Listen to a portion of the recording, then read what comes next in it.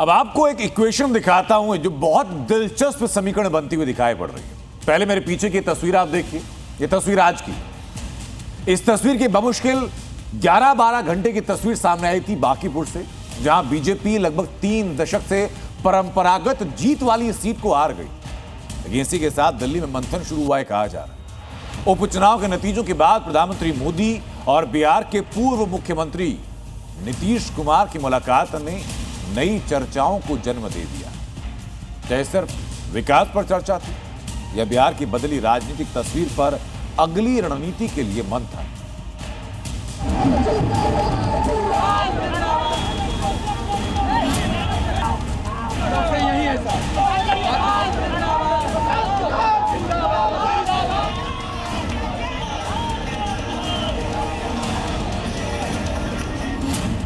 बांकीपुर उपचुनाव में करारी हार के बाद पीएम मोदी और नीतीश कुमार की ये मुलाकात क्या कहती है?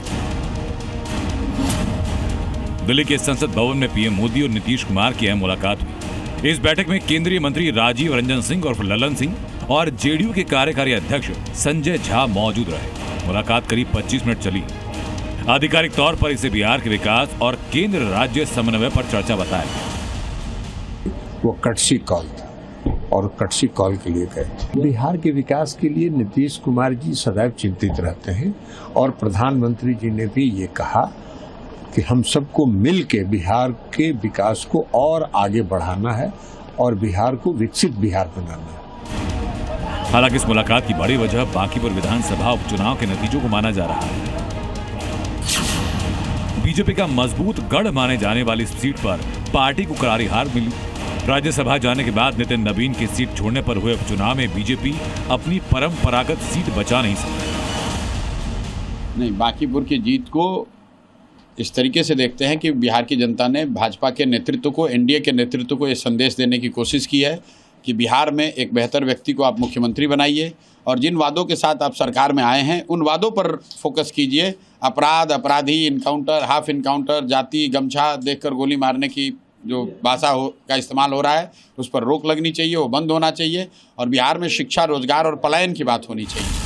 लेकिन दिल्ली में बिहार में मिली हार के बाद पीएम मोदी और नीतीश कुमार की मुलाकात के अलग मायने हैं। एनडीए की भीतर रणनीति पर मंथन का संकेत है। पीके की जीत के बाद बदले पॉलिटिकल समीकरणों पर चर्चा है। बीजेपी जेडीयू के बीच बेहतर समन्वय की कोशिश है। दरअसल पहली बार चुनाव लड़ते हुए जन स्वराज पार्टी के अध्यक्ष प्रशांत किशोर ने बीजेपी के 3 दशक पुराने गढ़ में सेंध लगाया।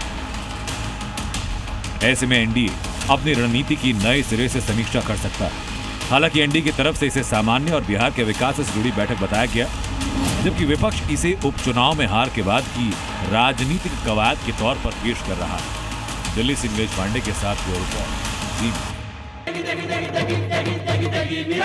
MDH की देगी मिर्च का तड़का, अंग अंग फड़का। MDH की देगी मिर्च।